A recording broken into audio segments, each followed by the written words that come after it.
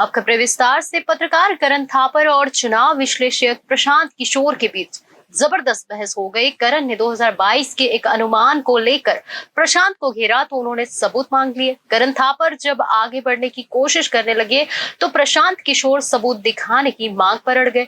उन्होंने साफ कहा कि अगर सबूत नहीं है तो करण को माफी मांगनी चाहिए।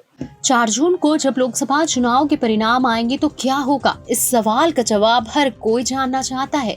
विश्लेषक इसका जवाब भी दे रहे हैं। ये अलग बात है कि जब तक रिजल्ट नहीं आ जाए तब तक अनुमान और अटकलें ही लगाई जा सकती है। इस दौर में चुनावी विश्लेषक प्रशांत किशोर को भी लोग गौर से सुन रहे हैं। यही वजह है कि उनकी हर मीडिया संस्थानों में डिमांड है। प्रशांत किशोर बड़े बड़े पत्रकारों को इंटरव्यू दे रहे हैं।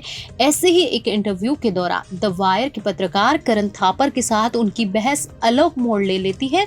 दोनों के बीच हुई नोकझोंक का वीडियो क्लिप अब सोशल मीडिया पर वायरल है। सोशल मीडिया प्लेटफॉर्म पर लोग वीडियो के साथ अपनी राय भी साझा कर रहे हैं। कुछ लोग जहां करण थापर की प्रशंसा कर रहे हैं तो कोई प्रशांत किशोर की पीठ थपथपाने में जुड़े हुए हैं। आइए आपको बताते हैं कि आखिर करण थापर और प्रशांत किशोर के बीच हुआ क्या और किस बात को लेकर दोनों के बीच बहस अब चर्चा का विषय बन गई है। दरअसल करण थापर एक सवाल करते हैं और प्रशांत किशोर जैसे ही जवाब देना शुरू करते हैं, करण बीच में ही एक टिप्पणी कर देते हैं।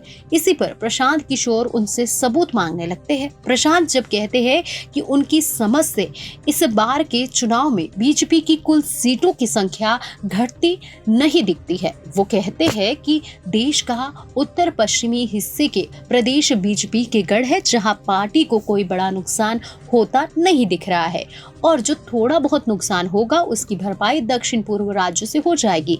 इस पर करण पूछते हैं कि ये अनुमान लगाते हुए वो कितने आश्वस्त है। प्रशांत कहते हैं कि बहुत ज्यादा, मैं जितना हुआ करता हूँ।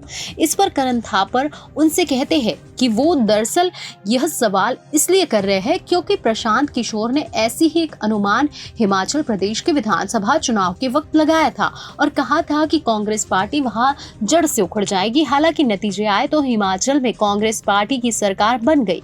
करण की इस टिप्पणी पर प्रशांत किशोर ने पूछा कि क्या ये उन्होंने कभी कहा, अगर कहा तो उन्हें वह वीडियो दिखाया जाए। करण कहते हैं कि मई 2022 में आपने हिमाचल में कांग्रेस के खत्म होने का अनुमान लगाया था। इस पर प्रशांत उनसे इस बयान का वीडियो दिखाने की मांग करते हैं और इस पर अड़ जाते हैं। वो कहते हैं कि अगर आप मुझे ये वीडियो दिखा दे तो मैं इस पेशे से निकल जाऊंगा और अगर आप गलत है तो तुरंत माफी मांगिए। इस पर दोनों के बीच लंबी नोकझोंक होती है। एक वक्त पर प्रशांत किशोर यहाँ तक कहते हैं कि करण, आप मुझे डरा धमका नहीं सकते, फिर आप ही क्या, कोई भी पत्रकार या कोई और व्यक्ति मुझे डरा नहीं सकता। उन्होंने कहा कि करण, आपको लगता है कि इंटरव्यू में कड़े सवाल से असहज करके लोगों को भागने पर मजबूर करना आपकी यूएसपी है, लेकिन मैं आप जैसे 4 लोगों से अकेले निपट सकता हूँ। इस तरह थोड़ी देर तक चली गर्मा गर्मी बहस के बाद इंटरव्यू आगे बढ़ता है और फिर सवाल जवाब का सिलसिला चल पड़ता है। इस गर्मा गर्मी बहस पर अलग अलग तरह की राय आ रही है। ऋतु राठौड़ लिखती है कि ईमानदारी से कहूँ तो प्रशांत किशोर को इतना उग्र होने की जरूरत नहीं थी। उन्होंने हिमाचल प्रदेश में कांग्रेस की हार को लेकर खुद ही ट्वीट किया था।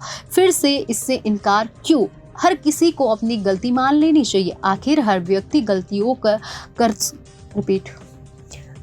कोई व्यक्ति गलती कर सकता है। बुद्धिमान इसी में है कि हम गलतियों से सीखकर आगे बढ़े। किशोर यहाँ यूपी तक बैक फुट पर दिख रहे हैं।